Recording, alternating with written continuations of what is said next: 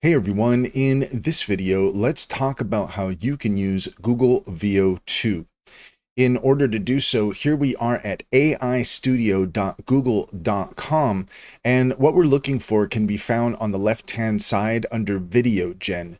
So it might default to chat, but if you just click on Video Gen, then you can enter in your prompt for your video if you want to do text to video, or if you want to add an image for creating a video, then you can click on here and then just search your device in order to find the image that you want to create a video for, and then you're going to enter in your prompt here as well. Once you're ready to go, you can just hit run and it will begin to work. On the right hand side, you can see we are using Veo 2. We can change the number of results. We can change the aspect ratio, the video duration. We've got 5 up to 8 seconds, which is very awesome. And we can enter in our frame rate and our resolution that's coming soon. And we also have a section for our negative prompt.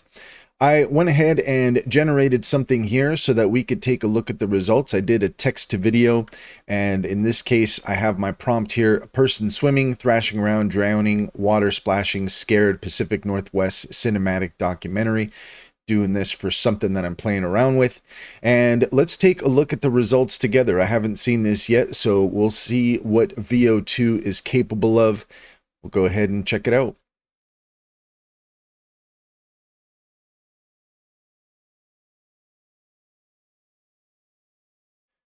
So pretty cool, pretty nice. The results are very clean and definitely looks photorealistic.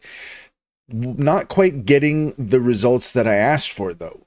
He's not really swimming. He's not really thrashing around. He's not really drowning.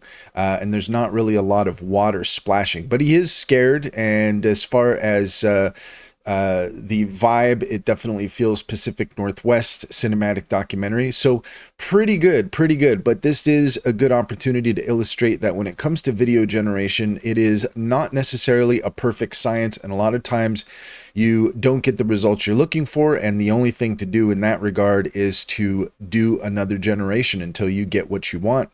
And that's all there is to it. If you found this video helpful, please leave a comment and like and subscribe. And don't forget to set your notifications for more helpful tips. Also, if you take a look in the description, you will find a link to our link tree. There you'll find our top AI tool recommendations.